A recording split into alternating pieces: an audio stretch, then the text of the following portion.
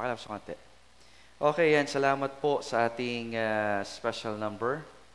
And hymnal yun, di ba? Oo. So, those are the songs na talagang baptistic in nature. So, very clear. Wala siyang musical gymnastics na tinatawag para tawag dito, ma-appreciate niyo siya on the musicality. Ganun din, hindi siya ma-appreciate nyo para umindak yung katawan nyo. Pero as you read along the lines of the lyrics, ang ganda ng lyrics, tama? So sabi niya, I don't feel at home anymore in this world. Which is, yun po yung nararamdaman po natin. Kumbaga, kung titingin ka sa mundong ito, bukod sa talagang obviously may mga bagay na nakakalungkot, malulungkot ka talaga bilang isang mananampalataya. And it doesn't end there kasi yung hope mo is not in this world, but in Christ. Amen.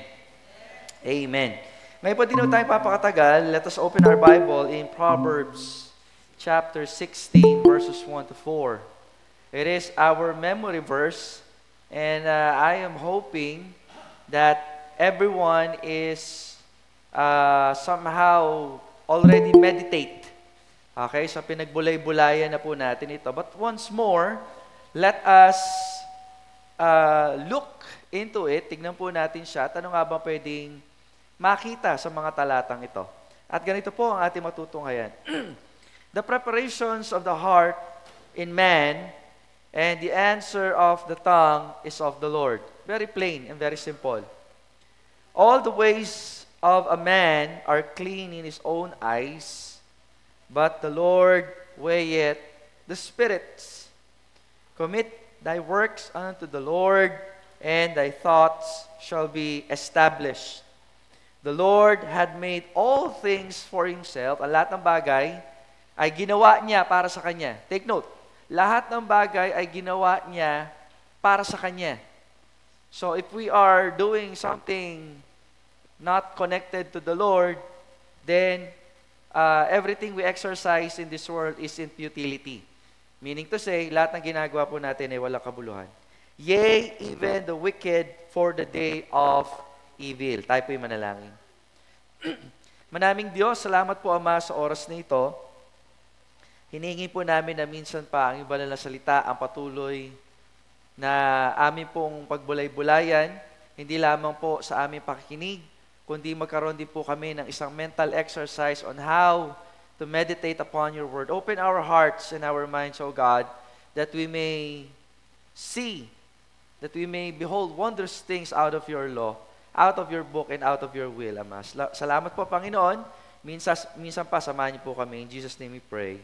Amen and amen. Maaari po tayong maupo. What's wrong with our plan? What's wrong with our plan? Sabi unang kasabihan, if we fail to plan, we are planning to fail.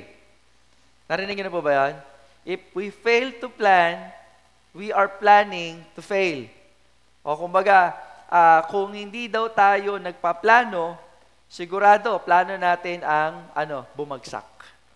Okay? Kapag hindi tayo nagpaplano, nagpaplano po tayong bumagsak.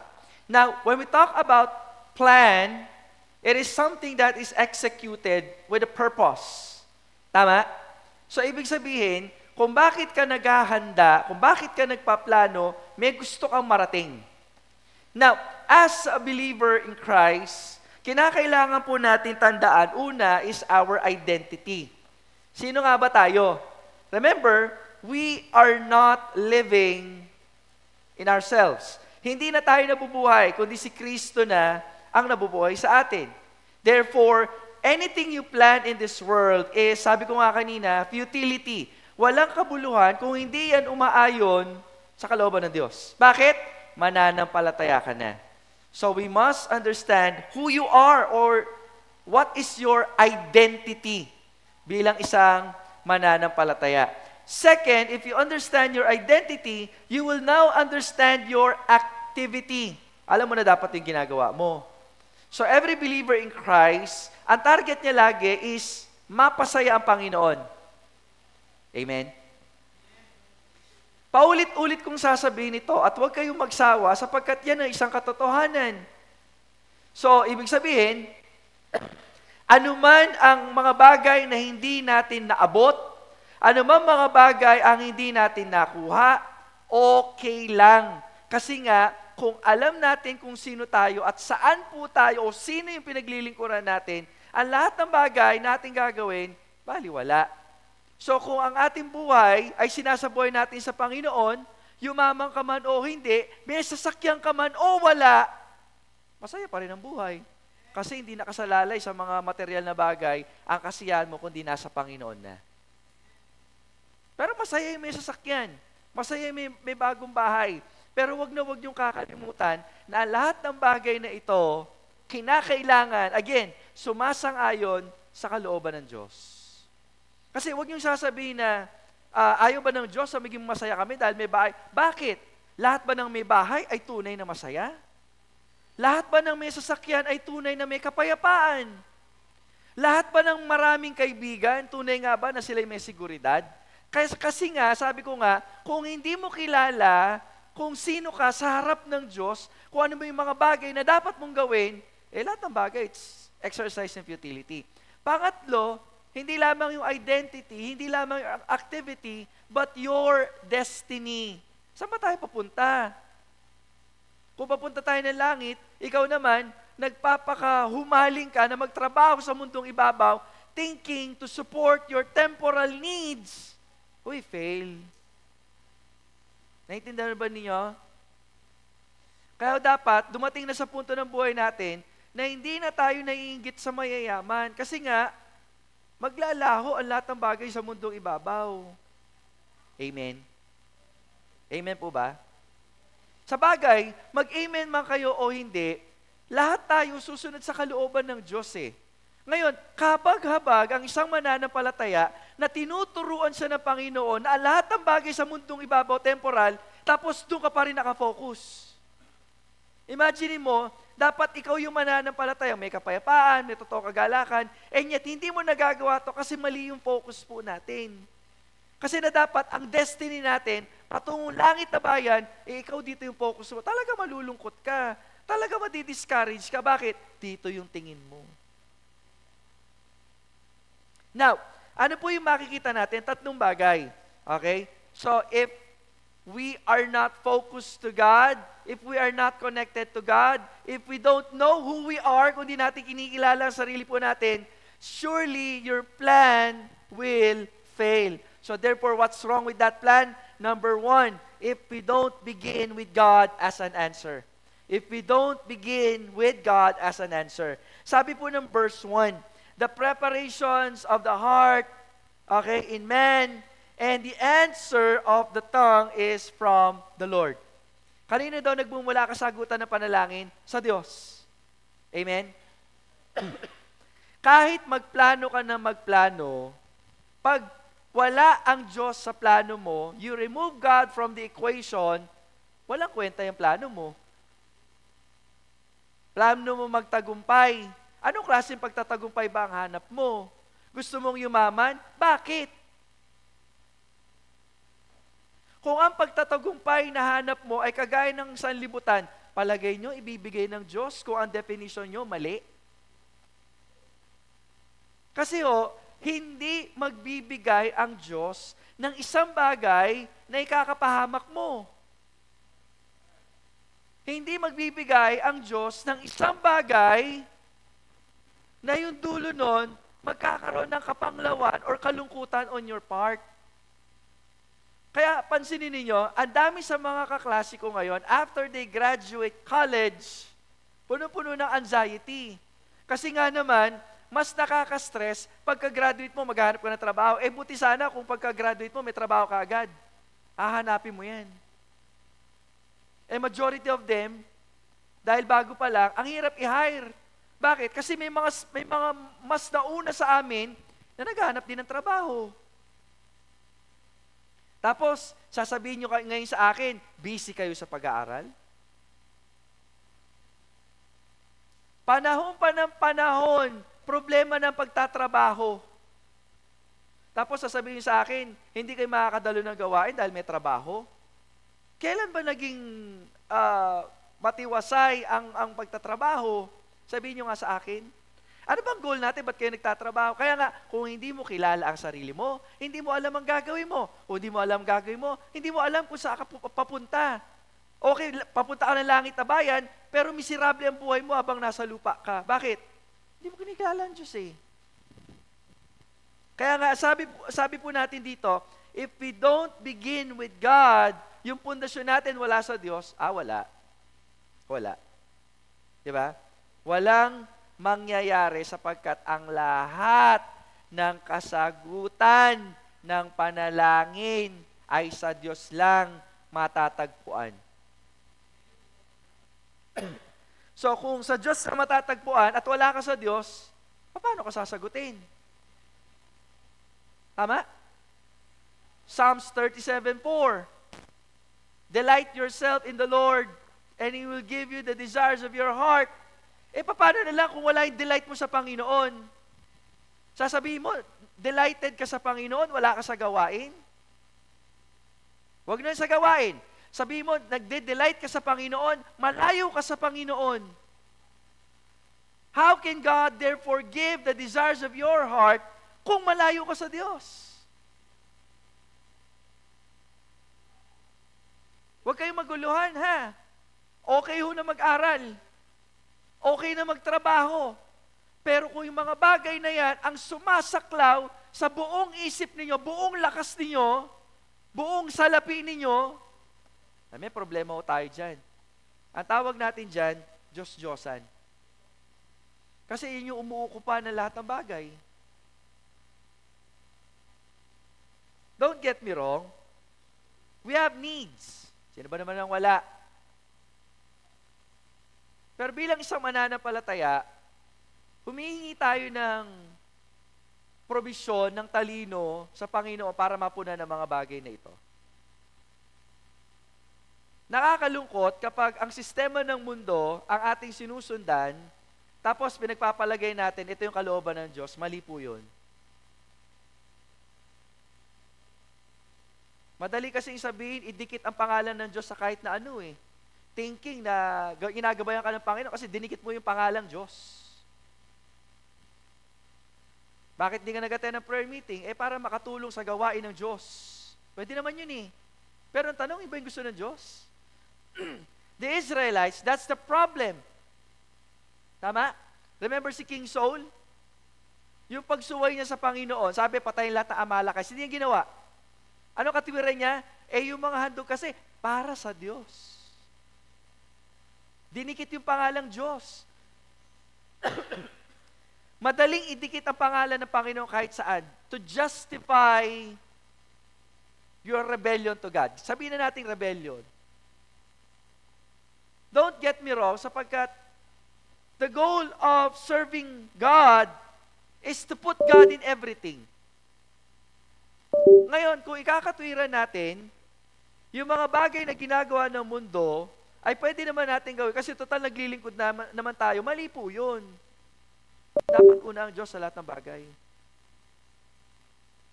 Mahirap kasi nga, ang paglilingkod natin, hindi naman lagi, nagkikitaan tayo eh. Pag nasa bahay kayo, nasa trabaho, kayo lang naman at ang Diyos. Paano kung di mo kinikilala ang Diyos? Madaling gumawa ng kasalanan. We're not exempted. Even pastors, pwede nilang gawin yan. Kung bakit ko sinasabi ito, we are all prone. So, kung hindi tayo magiging aware, kawawa naman tayo. Kasi sa Diyos, walang mawawala sa Kanya eh. Magkasala ka hindi, Diyos pa rin siya. As much as I want to say na nalulukot ang Diyos pag nagkakasala ka, pero pag ginawa mong bisyo yan, okay lang, hindi mo kinikilala yung kasama mo, hindi mo binibigay ng buo yung paglilingkod mo, hindi na natutuwa ang Diyos. Remember, every time we plan, if God is not in it, ano po nangyayari? We will fail. We fail if we don't begin with God as an answer. Ang Diyos lang naman tutugon eh. Kung gusto mo tumugon ng Diyos, umayos ka. Amen?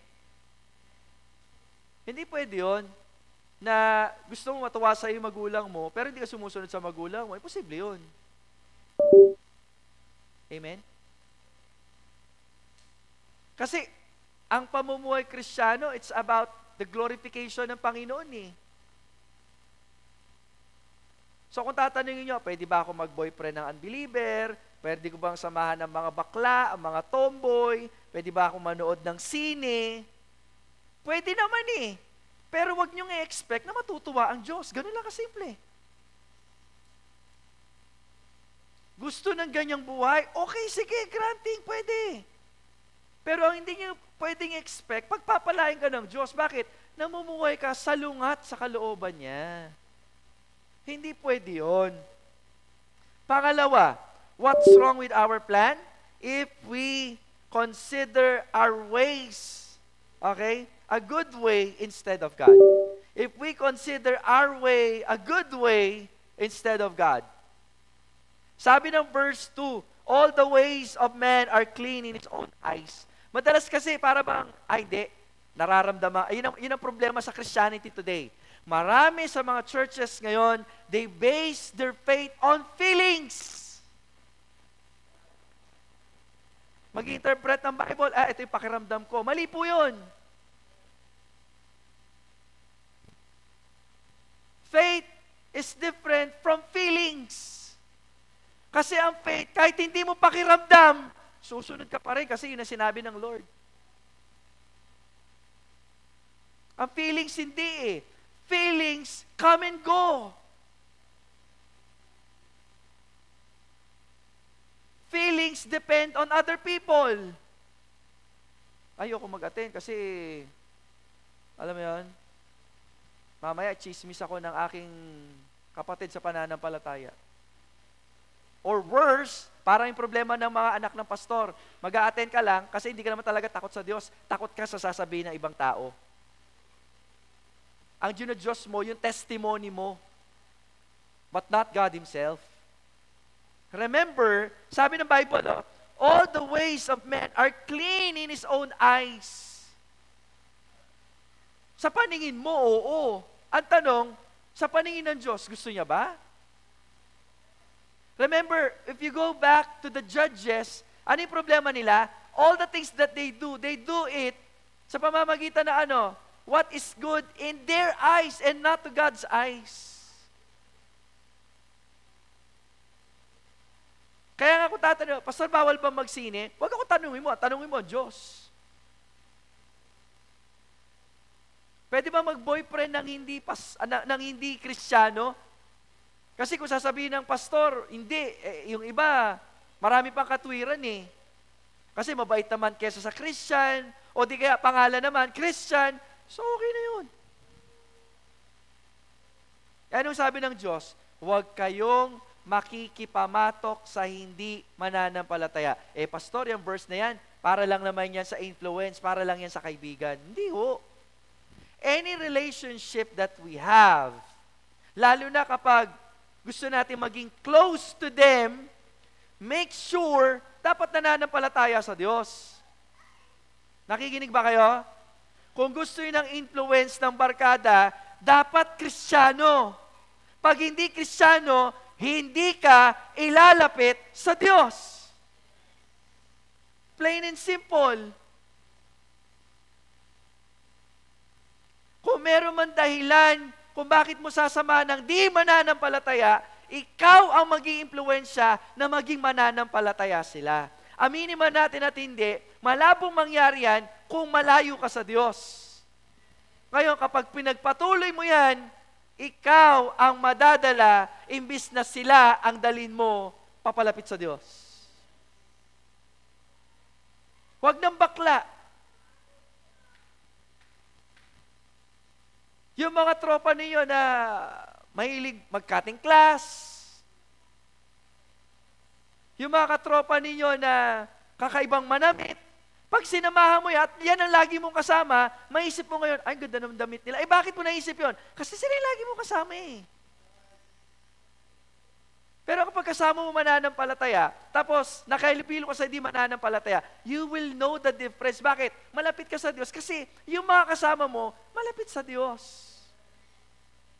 Yan ang problema ng mga napapalayo, kanino? Sa Diyos.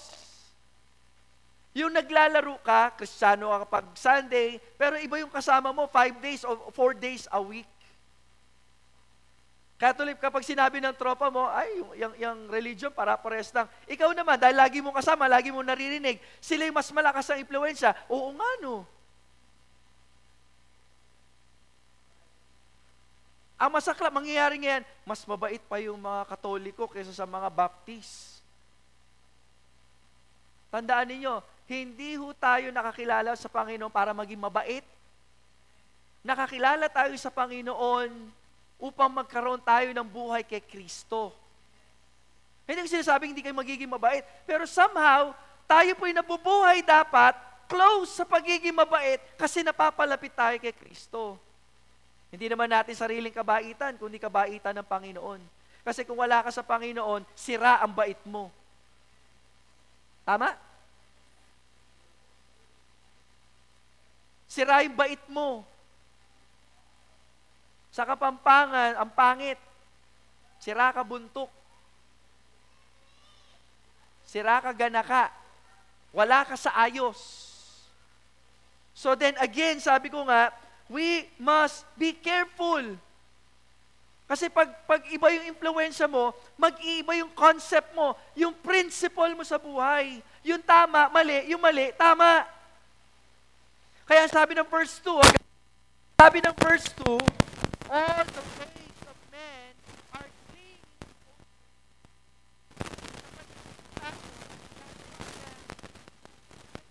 At sinasamahan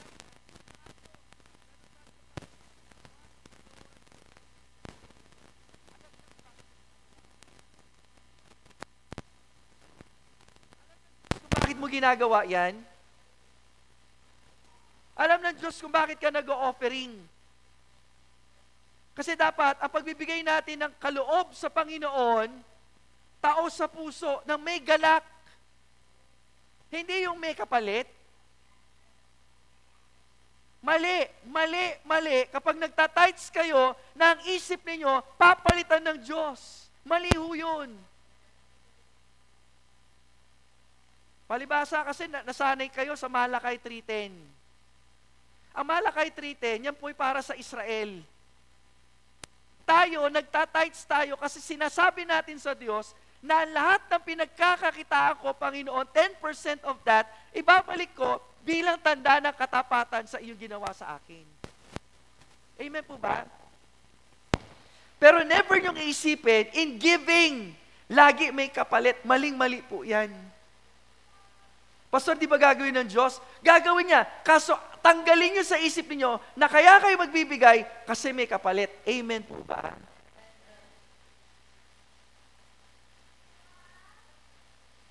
Kasi baka mamaya magalit kayo sa akin, sabihin niyo, there's nothing in it for us. Mga kapatid, tandaan niyo, lahat na mabubuting bagay, alam ng Diyos. Palagay niyo, walang balik. Palagay niyo, hindi nakikita ng Diyos. So sa pagbibigay po natin, we should not expect anything in return. Kasi sa totoo lang, sino ka ba naman para bigyan ng Diyos?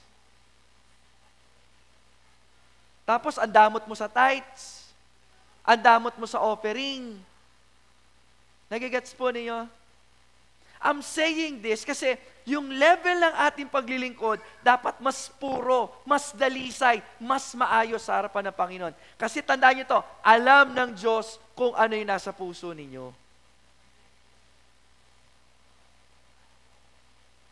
But the Lord weigheth the spirits.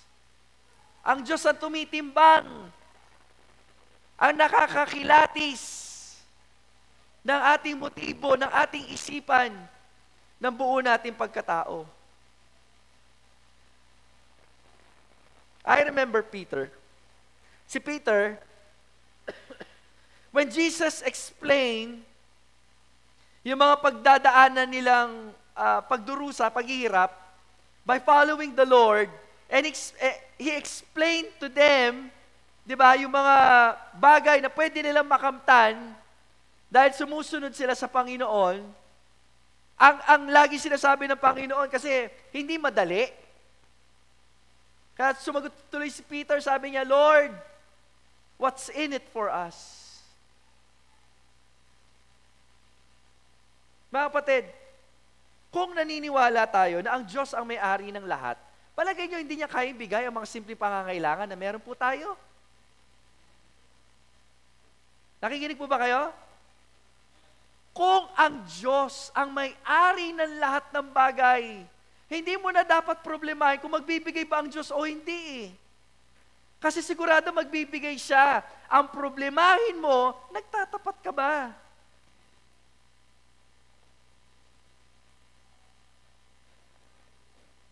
Kasi nga, our ways is different from God's ways. Kaya minsan hindi nyo naiintindihan eh.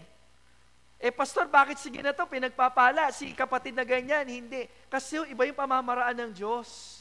Tayo, nakikita lang natin panlabas. Pero ang Diyos, nakikita niya puso. Amen po ba? Kaya may mga tanong minsan, Pastor, ang tagal-tagal ko na naglilingkod. Bakit hindi pa ako ganito? Bakit yung isang kapatid na ganito, bago pa lang? Pero bumubuhos yung pagpapala kasi nga, mas alam ng Diyos yung puso ng taong pagpapalain niya. Mga kapatid, kung Diyos at Diyos din lang ang pag-uusapan natin, Diyos siya, ang hirap niyang maintindihan. Kaya nga dapat tayo magtiwala sa Kanya. May kakilala ho ako, isang pastor. He is not living as a pastor. Bakit? Ginagamit niya ang baptisto, reliyon, para makapandaya sa ibang bansa na gumagawa sa gawain. But in reality, hindi naman sa taos-pusong gumagawa, pera lang ang habol. Ano nakakagulo daw ang pastor? Ang tanong ko sa sarili ko, bakit hanggang ngayon di pa rin siya pinapalo ng Diyos? Although the answer may be, baka hindi siya tunay na anak ng Diyos. Kasi ang tunay na anak ng Diyos, may palo na sigurado yan eh. Pero bakit di pinapalo? Pwede ko sabihin, hindi siya ligtas. Pero hindi ko gagawin yon sapagkat ang Diyos lang nakakaalam ng kaligtasan ng isang tao at kayo na nakatanggap ng kaligtasan. Ngayon, kung hindi nakikita sa paraan ng pamumuhay ng isang tao, tunay na nakakilala sa Diyos ang kaligtasan, pananagutan mo yan sa Diyos.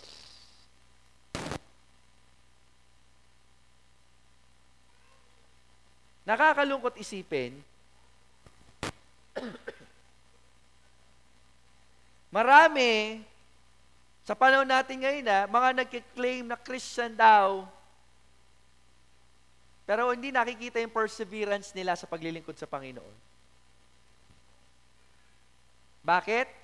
Ang tawag natin dyan, ang tawag namin dyan mga pastor, is naniwala sila sa isang paniniwala na easy believism. What is easy believism? Easy believism, meaning, alam mo yun, pinakilala mo ang ebanghelyo, hindi sa paraan na dapat kilalanin nila makasalanan sila, pero yung panalangin ba na, pag tinanggap mo ang Panginoon, nanalangin ka, ligtas ka. Masama ba manalangin? Isa ito sa debate namin mga pastor Hindi po. Pero kapag na-focus po tayo sa panalangin lang, na wala talagang totoong pagsampalataya, hindi yung masasabing ligtas yan. Kasi ang totoong ligtas, makikita sa paraan ng pamumuhay. Ang pwede lamang magsabing siya ay ligtas ay walang iba kundi yung taong mismong tumanggap. Kaya humahalaga ang testimony, personal testimony, kung totoo ka bang ligtas. Kasi ang dami noong ganyan, nag-share sa isang park, isang pastor, totoong storya to. Sineran, ganito, pag tinanggap mo ang Panginoon, tatanggalin ka niya sa impyerno, mananalangin tayo kung talagang totoong sumasampalataya ka, sumunod ka sa panalangin ito. So, sumunod. O dahil sumunod ka sa panalangin, sabi ng pastor, ligtas ka na. So, nagkahiwalay. Maya-maya, bumabalik yung lalaki. Sabi niya, pastor, pwede bang bawiin ko yung desisyon ko? Kasi hindi alam ng asawa ko, baka magalit. Again, hindi natin tinatanggal ang kapangyarihan ng panalangin sa kaligtasan, pero ang totoong ligtas, ang totoong sumampalataya ay may binagong buhay at nakikita sa buhay. Kaya maraming churches, even dito, dahil nag-pray so nagiging assuming sa atin na ligtas. Kalaunan, alam mo yun, dumating yung pagkakataon na magpapatunay na hindi talaga totoong ligtas. Bakit? Hindi natutuwa, hindi dumadalo ng gawain, hindi nagdi-devotion. Hindi talaga ligtas. Kung bakit natin ito pinapaulit-ulit at sinasabi ni nanay sa inyo palagi na may katapangan, sapagkat ito na yung panahon na alamin natin na talaga ba tayo, totoo ba tayo ba'y ligtas? Kasi kung kayo ligtas at kasama kayo sa iglesia, kapag hindi tunay ang iyong pananampalataya, kapag kinokorek ka, imbis na nagsisisi ka, naninisi ka.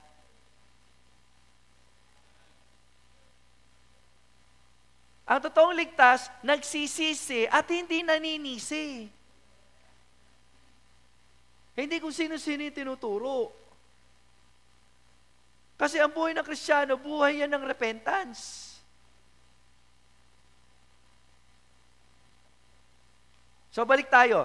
If a Christian plans, dahil kilala yung identity niya, alam niyo yung activity niya, and alam niyo yung destiny niya, ano nangyayari? Nagkakaroon siya ng wrong plan if he do not consider or if he consider his ways to be good instead of God. Delikado yun. Pangatlo, at dito tayo magtatapos. Kaya huwag kayong mag-alala kung gagabihin tayo kasi may pagkain naman. Amen? May konting spaghetti. Kumakain ba kayo ng kalapate? Tumba kami ng kalapate Mamaya, bubuhayin natin silang maguli. Pangatlo, what's wrong with our plan if we reject to be teachable in times of correction? If we reject to be teachable in times of correction. Actually, nasabi ko na ito Okay? Ngayon, nagplano ka. Hindi ka looban ng Diyos. Anong ginagawa ng ilan? Nagtatampo sa Diyos. Di na nagpe-pray.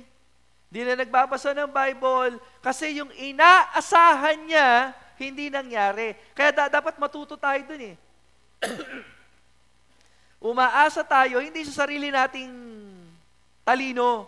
Hindi sa sarili nating expectation. Hindi porke nagtatapat ka sa prayer meeting, lahat ng exam mapapasa mo. Hindi ko gano'n ng Diyos. Amen? Ang ganda na sinabi kanina ni Ate Elvira. Okay? Although let's take that as a joke. Yung pinag-pray niya si Melissa, na maghugas ng plato. Okay? Kasi, hindi natin pwedeng kontrolin ang kahit na sino tao. Ang Diyos lang ang makakontrol nun Tama? So, pwede tayo makipag-intercede. Awa naman ng Panginoon, somehow, siguro alam ng Diyos kung ano yung nasa puso natin, Elvira. We don't know. Tinugon ng Diyos. So, mga kapatid, kinakailangan po nating intindihin, hindi lahat ng bagay sa mundong ibabaw na naging mananampalataya ka, aayon na sa gusto mo. So, kapag kinokorek yan ng Panginoon, we should be what? Teachable. Amen? If you refuse to be teachable, ikaw din ang talo. Bakit ikaw ang talo? Kakalabanin mo ang Diyos.